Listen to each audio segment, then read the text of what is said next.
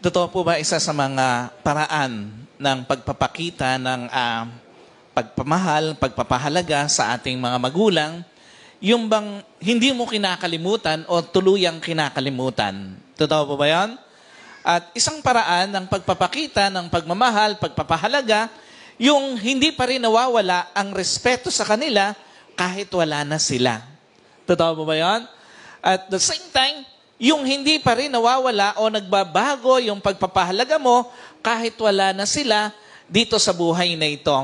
Alam niyo po, although iba pa rin naman yung hindi mo nakalimutan yung mga magulang mo nung nabubuhay pa, yung hindi mo tinanggal yung pagpapahalaga sa kanila nung nabubuhay pa sila, and at the same time, yung pinaramdam mo ang respeto nung nabubuhay pa sila, pero bilang mapagmahal na anak, hindi dapat tuluyang kinakalimutan ng magulang kahit wala na. Totoo ba yan? Doon sa mga, sino po rito, mga nawala na yung magulang? Gaya namin, wala nang magulang, talagang parehas na nasa Panginoon na. Alam niyo po, isang pagpapakita yon ng pagpapahalaga na kahit wala na sila, yung hindi nawala yung respeto mo sa kanila. Hindi nawala yung pagpapahalaga, hindi nawala yung pagmamahal. Alam niyo po, bilang mapagmahal na anak, dapat hindi nawawala yung mga bagay na yon kahit sabihin natin na nasa piling na sila ng Panginoon. What's the point? Kasi nga po, isang malungkot na realidad sa buhay, may mga anak matapos lumisan ng mga magulang sa mundo, tuluyan ang nakalimutan. Totoo po ba yan? May mga anak, ganun yung kanilang naging treatment, yung naging pakikitungo, matapos na umalis ang magulang, umuwi sa Panginoon. Yung bang hindi man lang nadadalaw ang puntod. Totoo po ba, may mga anak na matapos lumisan yung magulang dito sa mundong ito, hindi man lang nadalaw ang puntod ng mga magulang. Ngayon po, nalalapit na muli, bagamat ito isang tradisyon, pero hindi naman yung tradisyon pinapahalagahan natin kung hindi yung magulang na umuwi na sa Panginoon. Although, sila ay talagang yung kanilang espiritu ay nandoon na, bumalik na sa Panginoon. Pero, again, gaya po nung aking nabanggit, ito ay pagpapakita ng isang pagiging mapagmahal, marespeto na anak sa magulang niya. May mga anak po ni hindi na mabalikan yung magagandang alaalang nagawa ng magulang matapos na umuwi sa Panginoon. Kaya nga sa akin po, personal kong pagtanaw, walang masama na yung magulang na umuwi na sa Panginoon once in a while, nadadalaw man lang ang puntod. May ibang tao, nag-iba lang ng religion, alam niyo po, pati pagdalaw sa puntod ng mga namayapang magulang, nakalimutan na o kinalimutan na. May ibang mga tao, nag-iba lang ng religion, pati pagdalaw o yung pagsama sa mga kamag-anak, sa mga kapatid, na umaalaala o nagbibigay paalala, pag-aalaala sa kanilang mga magulang, hindi na ginawa. Alam niyo po, again, may ibang mga tao, nag-iba lang ng religion, pati pakikisalamuha sa mga kamag-anak, binawal na sa sarili. Napansin niyo yun? For me, once again, para sa akin po, for as long as nawala naman akong binabiolate sa salita at prinsipyo ng Biblia, gagawin ko yung makakapaglapit pa sa akin sa mga kapamilya o mga kamag-anak. Tandaan po, as long as na wala kang binabiolate sa salita ng Diyos, sa prinsipyo ng Biblia, dapat ang gawin mo pa rin yung mas mapalapit ka pa doon sa mga kamag-anak mo, mas mapalapit ka pa doon sa pamilya mo. Kasi nga, paano mo maipaparamdam sa kanila ang pag-ibig ni Kristo kung inilalayo mo na yung sarili mo sa kanila? Paano mo maipaparamdam sa kanila ang pag-ibig ni Kristo kung yung pakiramdam nila parang hinusgahan mo na sila? Na mali sila at ikaw yung tama sa paniniwala mo. Kaya nga, again, for as long as na wala tayong binabiolate sa prinsipyo at salita ng Diyos, alam niyo po, huwag lalayo sa mga mahal sa buhay. As long as na wala tayong binabiolate sa salita ng Panginoon, sa Biblia, huwag nating ilayo yung sarili sa ating mga mahal sa buhay. Kasi nga, tandaan niyo po, lalo na yung kalimutan yung mga magulang, nakasama mo pa.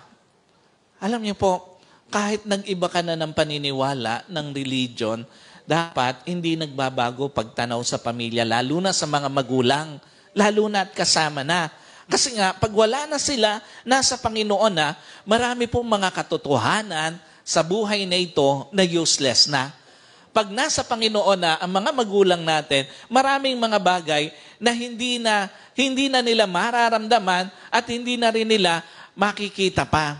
Alam niyo po, what are the truths involved when loved ones are already departed, especially parent? Alam niyo po, una, asking for forgiveness were no use at all when they already departed in this life. Totoo po ba yan? Alam niyo po, sino aminado? May mga anak, kung kailan wala na mga magulang, saka pa hingi ng tawad sa mga nagawang kasalanan sa magulang. Nangyayari po ba yan? May mga anak, kung kailan wala na, saka pa hingi ng tawad doon sa mga nagawang kasalanan. May mga anak, kung kailan wala na yung magulang, saka pa hingi ng tawad doon sa mga pagkakamali na nagawa sa magulang. At kung kailan wala na yung magulang, saka pa hingi ng tawad doon sa mga pagkukulang na nagawa sa magulang. Sino po aminado? At some point ng buhay mo, nagkulang ka sa magulang mo. And at some point ng buhay mo, may nagawa kang pagkakamali sa mga magulang mo. Ano pinapakita nito? Una, pinakamasakit na ipabaon sa magulang sa pag-uwi sa Panginoon, yung sama ng loob. Totoo ba? May mga magulang, umuwi na't lahat sa Panginoon, pero yung sakit ng kalooban na ibinigay ng anak, ni hindi na ihingi ng tawad sa magulang. May mga magulang, umuwi na't lahat sa Panginoon, pero yung pagkakamaling nagawa sa magulang, ni hindi nahingi ng tawad sa magulang ng anak. May mga magulang, umuwi na't lahat sa Panginoon, ni hindi man lang nahingi ng tawad yung mga pagkukulang na nagawa. Ano tinuturo nito? Sa pagkawala ng magulang, kasabay nitong nawawala yung pagkakataon na maitama yung mga pagkakamaling nagawa sa magulang mo. Kasabay nung pag-alis nila, pag-uwi nila sa Panginoon, nawawala na rin yung opportunity na hihingi yung pagkakataon na maitama yung pagkakamaling nagawa sa magulang. Kasabay ng pag-uwi ng isang magulang sa Panginoon, nawawala na rin yung pagkakataon na mapunan pa yung mga pagkukulang na nagawa mo sa magulang mo. Hindi mo na maitatama pa, hindi mo na mabibigyan pa, mapupunan pa yung mga pagkakamaling nagawa mo pagka umuwi na sila. Kaya nga dapat malinaw sa lahat ng anak ang paghingi ng tawad sa magulang, hindi sa burol ginagawa. Nasaan po yung mga anak dito? Na may mga magulang pa, taas ang kamay. Lahat ba ulila na? Taas ang kamay ng mga buhay pa yung mga magulang. Alam niyo po, again, ang paghingi ng tawad sa magulang hindi sa burol. Hindi rin sa kanilang lamay at hindi doon sa kanilang puntod. Ginagawa ang paghingi ng tawad sa mga pagkukulang, sa mga pagkakamali, sa mga kasalanang nagawa sa magulang sa panahong kasama pa sila. So anumang nagawa mong kasalanan, pagkakamali, pagkukulang sa magulang mo, habang kasama mo pa, makipag-ayos ka na. Lalo na sa mga young pro natin, sa mga kabataan. Kung alam mo naman sa sarili mo na may nagawa kang pagkakamali, mga naipakitang hindi magandang ugali, pananalita na binitawan sa magulang, dapat habang kasama, nakikipag-ayos na. Kasi kapag iiyak ka lang doon sa kanyang burol, hihingi ka ng tawad doon, hindi ka na naman niya maririnig eh. Ikalawa, ang paghingi ng tawad sa magulang, pagpapalaya mo sa sarili mo sa buhay na puno ng bigat. Sino po aminado? Parang ang bigat ng buhay pagka may kasamaan ka ng loob. Totoo mo ba yan? Sino aminado? Nagkaroon na ng kasamaan ng loob sa buhay. Alam niyo po, hindi madali ang merong kasamaan ng loob at lalo na kapag ka ang kasamaan ng loob mo magulang mo. Alam niyo po, ang hirap magpatuloy sa buhay na alam mo ang dami mong nagawang kasalanan sa magulang mo. Totoo po ba yan? Sa mga anak? Di ba? Parang ang hirap magpatuloy sa buhay kapag ka, alam mo, ang dami mong nagawang kasalanan, ang dami mong nagawang pagkakamali, ang dami mong nagawa na mga pagkukulang, ang dami mong binitawang masasakit na salita. Ang hirap magpatuloy sa buhay na alam mo, ang dami mong inutang sa magulang mo. Hindi pera, hindi material na buhay, kundi sakit ng kalooban. Yung bang ang dami mong binitawan, ang dami mong ipinakita na pangit na attitude sa magulang mo. Alam niyo po, again, hindi madali ang magpatuloy sa buhay na alam mo, ang dami mong nagawang pagkakamali, pagkukulang, makukulong ka sa buhay na puno ng bigat. Makukulong ka sa buhay na puno nang wala kang kapayapaan. And at the same time, makukulong ka sa buhay na puno ka ng regrets. Ang dami mong gustong baguhin, ang dami mong gustong pagsisihan, kasi nga, ang dami mong nagawa na hindi mo dapat ginawa sa magulang mo. Kaya nga, bago ka patuluyang makulong sa buhay na puno ng bigat, makipag-ayos ka na sa magulang mo. Sa mga anak po, nakasama pa yung magulang nila, para maiiwas mo yung sarili mo na makulong ka sa buhay na puno ng bigat, makipag-ayos ka na sa magulang mo. Bago ka pa tuluyang makulong sa buhay na wala kang kapayapaan, bago ka pa makulong sa buhay na ang dami mong regrets, ang dami mong gustong baguhin sa buhay mo, makipag-ayos ka na sa magulang mo. Besides, pag humingi ka ng tawad sa magulang mo, hindi lang naman sarili mo pinalalaya mo maging magulang mo, binibigyan mo ng kalayaan. Totoo ba yan? Pagka humihingi ka ng tawad sa mga anak, pagka humihingi ka ng tawad sa magulang mo, hindi lang sarili mo pinalalaya mo, maging yung magulang mo, lumalaya din sa bigat ng kalooban. Kapag ka nakikipag-ayos ang isang anak sa kanyang magulang. Besides, pag humihingi ka ng tawad sa magulang mo, hindi lang sarili mo ang pinalalaya mo o yung kalooban mo dun sa kabigatan. Maging ang kalooban ng magulang mo napapayapa. Ganon ka-importante ang pakikipag-ayos sa magulang habang kasama pa sila. And another thing, what are those things na useless na gawin kapag wala na magulang? Giving an extravagant things were no use or no use at all when they already departed in this life. Totoo po ba? Ano mang ganda ng buhay na gusto mong ibigay sa magulang mo pag wala na sila, wala na rin kwenta yon. Yung lagi ko pong sinasabi na kahit na anong garbo pa ang gawin mo, gastos ang gawin mo sa magulang mo, lahat yun walang kwenta pagka wala na sila. What's the point? May tamang panahon at lugar ang pagpapala sa magulang. Tandaan niyo po. Sino naniniwala? May tamang panahon para pagpalain ng magulang Totoo po ba yan? May tamang panahon o tamang lugar para pagpalain ng magulang. Ang tanong, kailan ba yung tamang panahon na yon? Ang tanong, saan ba ang tamang lugar na yon? Kasi nga, pwedeng pagpalain mo magulang mo sa maling panahon. Pwedeng pagpalain mo magulang sa maling lugar. So ang sagot, kung kailan at saan ang tamang pagpapala sa magulang, ngayon na yon, habang buhay pa sila. Iyon yung tamang panahon.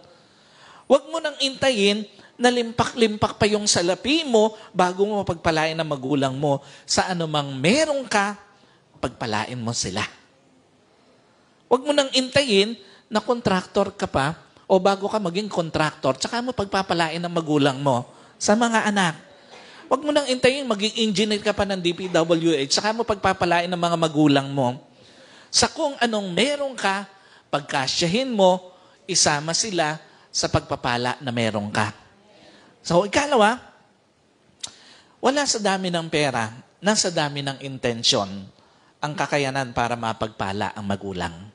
Tandaan niyo po, wala sa dami ng pera, nasa dami ng intensyon kaya mapagpala mo magulang mo Pag lagi mong susukatin dami ng pera mo bago pagpalain ng magulang mo, tandaan niyo po sa mga anak, baka wala na sila, hindi mo pa sila napapagpala. Pag lagi mong susukatin yung bilang o yung dami ng pera mo, baka wala na sila, hindi mo pa sila napapagpala. What does it mean? Maniwala ka, hindi nauubusan ng gastusin ang isang tao. Totoo ba yan? Sino aminado doon sa mga kumikita na mga young pro natin? Totoo ba? Habang dumadami, lumalaki yung sweldo mo, kasabay nun, lumalaki din yung gastos mo. Maniwala ka, hindi nauubusan ng kailangan ng tao And at the same time, maniwala ka, hindi nauubusan ng gusto ang tao. At kasama ka doon na hindi nauubusan ng gastusin. Hindi nauubusan ng kailangan at hindi nauubusan ng gusto. Kaya pag hindi mo talaga intentional na pagpapalain ng magulang mo, mauuwi lahat ng pera mo sa gastusin mo. Mauuwi lahat ang pera mo sa gusto mo. Mauuwi lahat ang pera mo sa kailangan mo. Kaya nga, intentionally dapat pinagpapala ang magulang. Alam niyo po, tandaan niyo, pag hindi mo talaga intentional na pagpapalain ng magulang mo, isang araw mauubusan ka ng panahon. Isang araw mauubusan ka ng pagkakataon ng pagpalain sila. So again, kahit gaano karami pa yung pera na gusto mong gastusin sa kanila, pag wala na sila, wala nang kwenta lahat yun. And another thing, na useless na pag wala na sila. Asking for guidance were no use or no use at all when they already departed in this life. Totoo po ba may mga anak, kung kailan wala na magulang, saka pa humihingi ng gabay sa magulang. Pero nung nabubuhay, hindi pinapansin yung gabay ng magulang. Totoo po ba yan? Kung kailan namatay at saka sasabihin, gabayan mo po kami. Pero nung nabubuhay, tinatawanan lang yung mga payo eh. Totoo po ba yan? Nung nabubuhay, walang kwenta sa kanila yung payo. Pero nung namatay, hingi ng gabay. Nagpo-post pa, gabayan mo po kami. Paano ka gagabayan ng magulang mo kung patay na sila?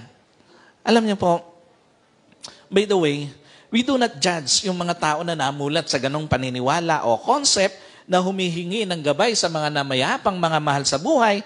But the Bible was clear. Ang sabi doon sa Ecclesiastes chapter 9, verse 5 and 10, the living at least know they will die, but the dead know nothing. They have no further reward, nor are they remembered. Whatever you do, do well, for when you go to the grave, they will be no work or planning or knowledge or wisdom. So ano sabi doon? Magpakaligaya ka sa verse 5. Ano po sabi doon? Alatyan Tagalog version. Alam niyo po, again, ang linaw ng sinasabi ng Biblia, napakalinaw. Ang sabi doon, wala na silang alam pag nandoon na sila sa kalalagayan na yon. Ano tinuturo sa atin ito? Mas pahalagahan mo yung payo at gabay ng magulang habang buhay pa sila. Dahil wala na silang maibibigay na payo pa o gabay pag wala na magulang mo. Doon po sa mga buhay pa yung kanilang mga magulang, sa mga anak, ngayon mo pahalagahan yung gabay nila. Ngayon ka humingi ng gabay sa kanila. Huwag kung kailan patay na dahil hindi ka na nila magagabayan pa. Alam niyo po, hanggat buhay pa mga magulang mo, marami pa silang magagawa para sa'yo. Totoo po ba yan? Hanggat buhay ang mga magulang mo, marami pa silang maibibigay sa iyo at maaari ka pa nilang gabayan. Iyon ay hanggat buhay pa sila. But the moment they departed from this life, magsisis na yung personal nilang kakayanan na may magawa para sa iyo. The moment they departed in this life, magsisis na yung personal nilang kakayanan na gabayan ka, payuhang ka, hindi na nila magagawa iyon. Alam niyo po, napakalinaw. Kaya nga, masakit mang tanggapin, they cannot guide you anymore pag umuwi na sila sa Panginoon. Masakit mang tanggapin sa pag-uwi nila sa Panginoon, nagtatapos na rin ang kakayanan nilang may magawa pa sa buhay mo. Kaya ngayon mo pahalagahan sa mga anak. Ngayon mo pahalagahan yung ginagawa ng magulang mo sa'yo. Ngayon mo pahalagahan yung sinasabi ng magulang mo sa'yo. Ngayon mo pahalagahan yung pinapayo nila sa'yo. Because the moment na umuwi sila sa Panginoon, wala na silang magagawa pa para sa'yo. Hindi ka na nila magagabayan.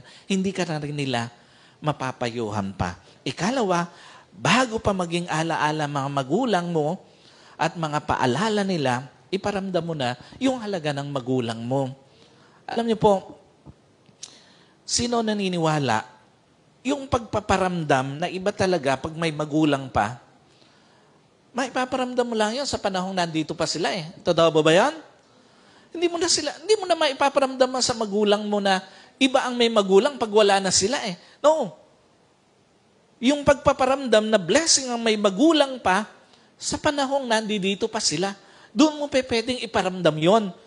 And at the same time, yung pagpaparamdam na malaking kawalan pag nawala magulang, dapat habang nandito sila, pinaparamdam mo na sa kanila yon. What's the point? Gaya ng gustong ituro ng mga ngaral dito po sa ating binasa, mula dito sa Ecclesiastes chapter 5 verse 10, one day, yung magulang na merong will come into finality of their journey. Darating at darating ang isang tao sa panahon ng hangganan ng kanyang journey sa mundong ito. At the same time, bilang tao, sa ayon sa gusto mo, the concept of mortalism ay hindi mo matatakasan. May hangganan ang buhay ng bawat magulang at sa hangganan na yon, ang tanging maiiwan yung alaala nila. Totoo po ba yan?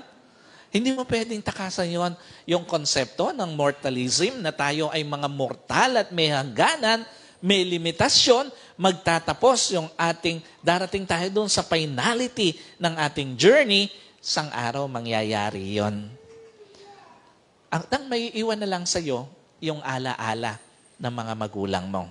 Now, ang tanong, paano ba pahalagahan alaala ng mga namayapang magulang?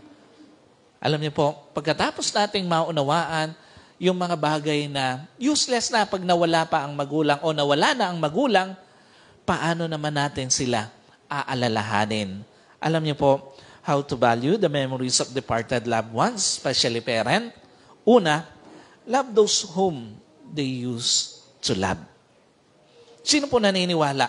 Isang paraan yun ng pagpapahalaga sa alaala nila na mahalin yung mga taong minahal nila dito sa buhay na ito. Yun man ay kapatid mo, yun man ay mga anak nila sa iba, yun man ay mga apo nila, kaibigan nila, ang importante na ipaparamdam mo yung pagmamahal na gusto mo sanang iparamdam sa magulang mo. Ano ba implication nito? O meron ba talagang implication yung mahalin mo din, pahalagahan mo din, yung mga taong minahal at pinahalagahan ng mga magulang mo umuwi na sa Panginoon? Alam niyo po, una, pag minamahal mo, pinapahalagahan mo yung taong minahal, pinahalagahan nila, nagbibigay ito ng patuloy na pakiramdam ng connection at binding sa alaala nila. One time na nabanggit ko po si Boy Abunda nung in-interview siya. Bakit sabi niya, bakit pa ito inaalala yung sa magulang mo, sa nanay niya? Sabi niya, it served for me as my continuous connection to my mom. Sabi niya, yun daw yung nagpapatuloy na connection niya sa kanyang magulang. Yung magandang alaala na hindi niya binibitawan. Sino po rito? Hanggang ngayon, hindi mo mabitaw-bitawan yung magagandang alaala ng magulang mo sa iyo. Alam niyo po, kahit gaano nakatagal na wala mga magulang mo, sino rito hanggang ngayon, nandoon pa rin yung pangungulila? Sino rito yung nangungulila pa rin sa mga magulang? Kahit ang tagal na nilang nawala. Alam niyo po, kahit ilang taon na lumipas mula nang maulila ka, pansinin mo, nandoon pa rin yung pangungulila eh. Tuloy lang ang buhay, pero at the same time, doon sa isang part ng puso mo, merong longing. Merong something, vacuum, na walang ibang pwedeng makapag-fill up ng vacuum na yon. Kasi nga, iisa lang ang magulang eh. Wala naman pwedeng palitan o magpalit ng magulang eh. Alam niyo po, kaya nga ang way ng iba para makakop up doon sa vacuum na yon, sa puso nila, mahalin din yung mga taong minahal ng magulang nila. Pahalagahan din yung mga taong pinahalagahan ng magulang nila, and at the same time, kumonekta din sa mga taong nagkaroon ng malalim, makabuluhang connection ang kanilang magulang.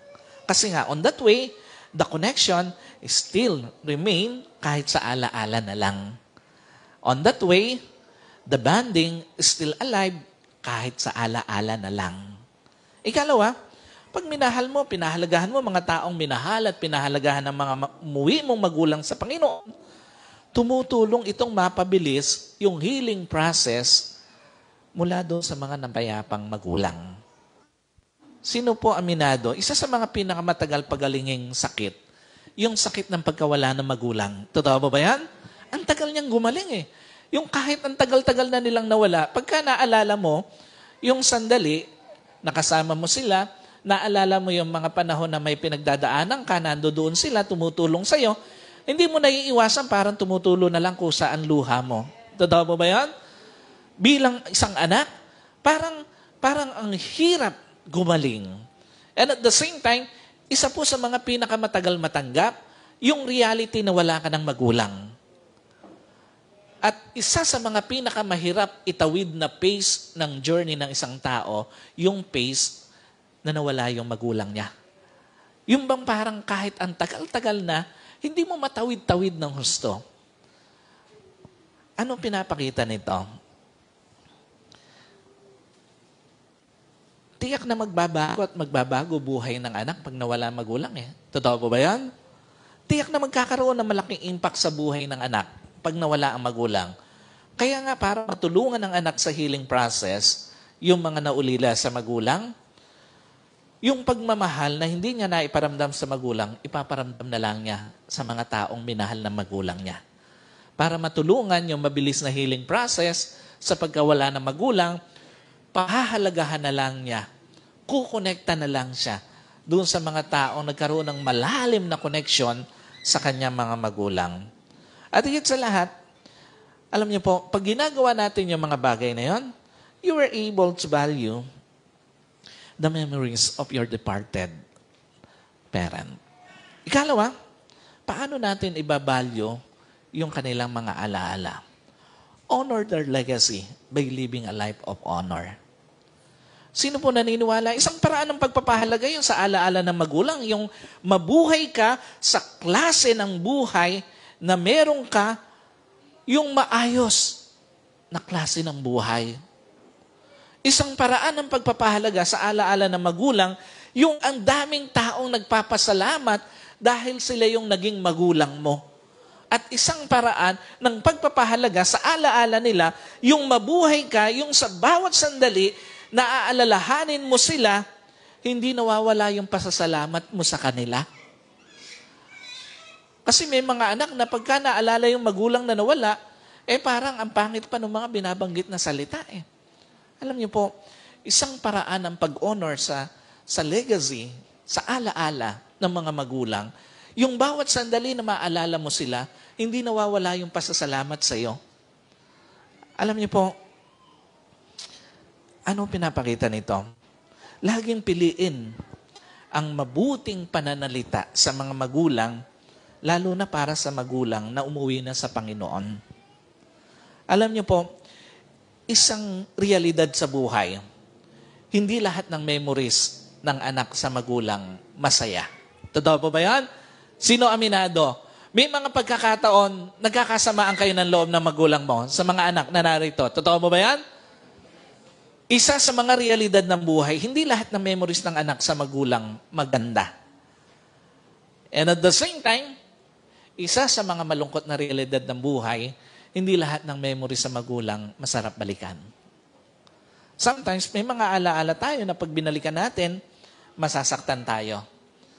Sometimes, may mga alaala tayo pag binalikan natin, nalulungkot tayo. At minsan, pag binalikan natin, may kirot sa puso natin. But despite of that, dapat hindi nawawala yung pag-honor sa kanila at sa kanilang alaala, gaya ng sinasabi dito sa Proverbs 23, verse 22. Listen to your father who begat you, and do not despise your mother when she is old. Dinggin mo ang iyong ama na naging anak ka, at huwag mong hamakin ang iyong ina kung siya ay matanda na. Ano tinuturo nito? Manatili ang paggalang sa magulang kahit nasa piling na sila ng Panginoon. Kahit yung alaala nila, dapat hindi natin dinidisrespect. Manatili ang mabuting pananalita na bibigkasin kahit doon sa mga memories na meron sila. Ikalawa, matutong magpatawad sa pagkukulang ng magulang at piliin na lang yung magaganda na babalikang ala-ala sa kanila. Alam niyo po, at some point ng buhay mo, sino aminado? Nagkulang din naman sa iyo ang magulang mo. Totoo ba yan? At some point ng buhay mo, nagkamali din sa iyo ang magulang mo. At pwedeng at some point ng buhay mo, napagsalitaan ka ng hindi maganda ng magulang mo. Gaya ng lahat ng tao, parent are imperfect. Gaya ng lahat ng tao, parent have flaws and commit mistakes. At sa lahat ng kanilang imperfections, kahinaan, pagkakamali, piliin mo na lang na patawarin sila. Sa lahat ng kanilang imperfection, kahinaan at pagkakamali, piliin mo na lang na alalahanin yung magagandang alaala nila sa iyo as a way of honoring them and their memories. Now, kung hindi mo rin lang kayang magbigkas ng maganda, manahimik ka na lang para sa mga magulang mo.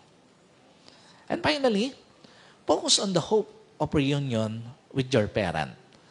Sino naniniwala? Isang paraan yon ng pagbibigay respeto sa maganda nilang memories, yung ang focus mo, yung pag-asa na isang araw, magsasama uli kayo ng magulang mo. Sino naniniwala na isang araw, pwedeng magsama uli kayo ng magulang mo? Alam niyo po, one of the greatest hope that we could have in this life and beyond, yung hope na one day, we will be united to our loved ones, especially to our parent who already departed in this life. Gaya po ng sinasabi sa 1 Thessalonians chapter 4, 13 to 14, brothers and sisters, we do not want to be uninformed about those who sleep in death, so that you do not grieve like the rest of mankind who have no hope. For we believe in Jesus, died and rose again, and so we believe that God will bring with Jesus those who have fallen asleep in Him. Mga kapatid, nais naming malaman ninyo ang tungkol sa mga natutulog upang kayo'y huwag malungkot na gaya ng iba na walang pag-asa. Sapagkat kung tayo'y sumasampalatayang si Jesus ay namatay at muling binuhay, ay gayon din naman sa pamamagitan ni Jesus, ang mga natutulog ay dadalhin ng Diyos na kasama niya. Ang tanong, paano tayo makakasiguro na makakasama tayo sa ganon at sa kaganapan na yon? Una, make sure na na-share mo yung gospel of salvation sa mga magulang mo o yung mabuting balita ng kaligtasan. Ikalawa, make sure na ikaw mismo kinilala mo si Kristo sa sarili mo bilang sarili mong Panginoon at tagapagligtas mo. Dalawang bagay. Dahil gaya ng sinasabi ni Paul sa Romans chapter 8, 38 to 39, na panghahawakan mo o mapanghahawakan mo ang pangako ng Diyos. Sabi niya, for I am convinced that neither death nor life, neither angels nor demons, neither the present nor the future, nor any powers, neither height nor depth, nor anything in all creation will be able to separate us from the love of God that is in Christ Jesus our Lord. Sabi niya, sapagkat naniniwala akong lubos na kahit ang kamatayan man, ang buhay man, ang mga anghel man, ang mga pinuno man, ni ang mga bagay, ang kasalukuyan, ni ang mga bagay na darating, ni ang mga kapangyarihan, ni ang kataas-taasan, ni ang kalaliman, ni ang alinmang nilalang ay hindi makapaghihiwalay sa atin sa pag-ibig ng Diyos na kay Kristo Jesus na Panginoon natin. Again, sino po excited that one day makakasama na uli ang mga mahal niya sa buhay, lalo na yung mga magulang niya, na isang araw darating na yon, kasama na natin sila. Again, siguraduhin mo lang na ibahagi mo sa kanila ang mabuting balita ng kaligtasan. At ikaw mismo, tinanggap mo ang Panginoon bilang sariling tagapagligtas mo. So church, at sa lahat ng mga anak na naririto, again, ang paghingi ng tawad sa magulang, hindi sa kung sila'y wala na, saka mo gagawin. Maging ang pagbibigay, paggastos, ginagawa habang kasama pa sila. At higit sa lahat, maging ang paghingi ng gabay, kung sila'y wala na rin kabuluhan yon.